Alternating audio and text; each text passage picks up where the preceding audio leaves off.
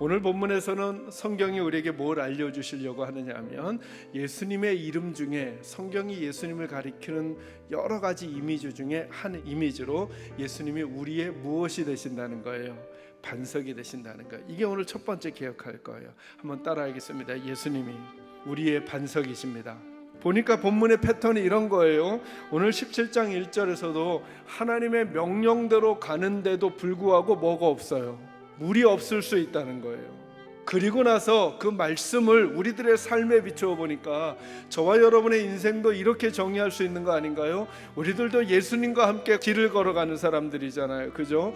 그런데 우리들도 하나님과 함께 예수님과 함께 길을 걸어가면 이런 일 안 일어나야 될 것 같고, 이런 일 안 올 것 같고, 이런 일 내게는 미치지 않아야 될 것 같은데 오늘 우리들의 모습을 보니까 우리들도 그 일 겪고 있더라는 거예요, 그죠? 그래서 빨리 눈치채줘야죠. 아, 그렇구나, 내가 잘못되어 있구나, 내 인생길이 나만 이렇게 억울하거나 나쁜 것이 아니라 이미 성경에도 하나님과 함께 가더라도, 그리고 예수님과 함께 가더라도 때로 물이 없거나 풍랑이 일거나 파도가 치거나 바람이 부는 일들이 있었구나. 그러니 내가 하나님의 손길 바깥에 있는 게 아니라 내 인생 여정도 역시 여전히 아직도 하나님과 함께 하고 있는 과정이란 사실은 흔들리지 마셔야 한다는 거예요.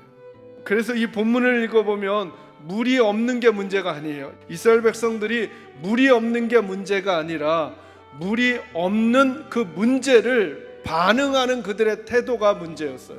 이스라엘 백성들은 어떤 태도를 갖냐 하면 바로 그들은 원망하고 불평합니다. 또 하나 의심합니다. 그래서 여러분 오늘 본문에서 찾을 수 있는 이스라엘 백성들의 잘못된 문제에 대한 반응이 뭐냐 하면 원망, 불평, 의심입니다. 근데 이것이 저희들에게도 생긴다는 거예요. 예상치도 못한 일들이 오거나 어떤 문제가 오면 우리는 우리들의 시선이 어디에 꽂히냐 하면 그 문제에 딱 꽂힌다는 거예요. 근데 본문은 자꾸 이 얘기를 하려는 거예요. 그 문제가 진짜 문제가 아니라 그 문제를 바라보고 있는 우리들의 시선과 시각 그리고 태도와 반응이 우리들의 인생의 그 다음 장면을 만들어가게 될 거라는 거예요.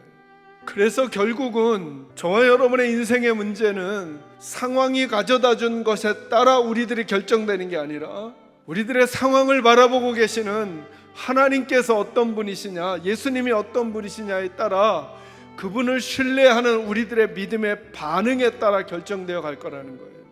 예수님이 우리의 반석이라고 말할 때 저와 여러분의 삶의 터전이 흔들리는 것 같아 보일 때 저와 여러분은 흔들리는 내 삶의 터전을 볼 게 아니라 그 삶을 주관해 가시는 우리 예수님도 흔들리시는가 아니면 예수님은 여전히 건재하신가를 바라볼 필요가 있다는 거예요.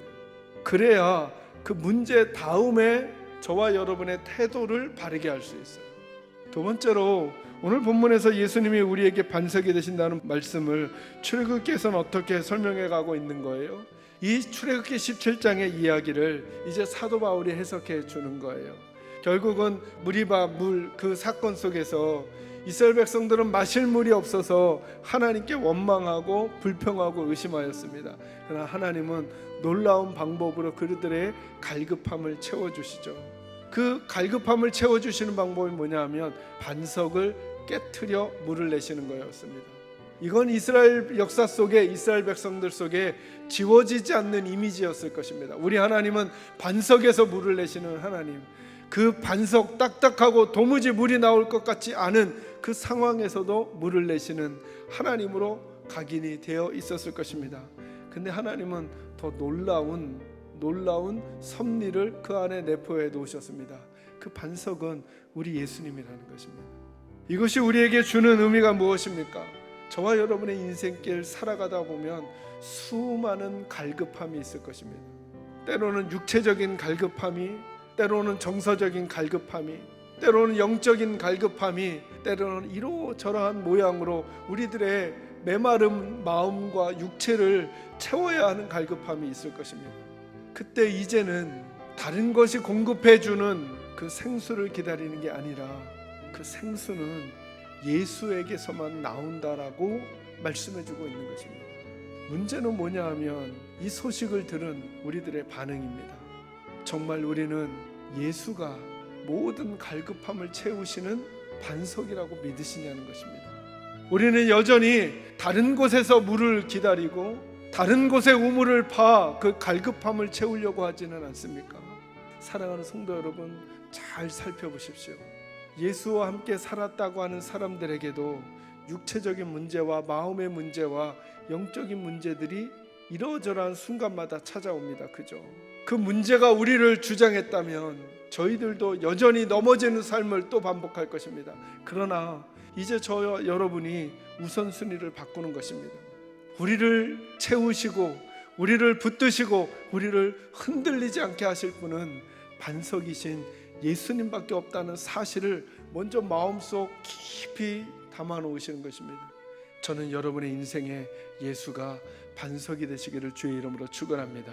반석이 되신 예수가 여러분의 삶을 흔들리지 않도록, 반석이 되신 예수가 여러분의 갈급함을 다시 채우시는 은혜가 있기를 주님의 이름으로 축원합니다.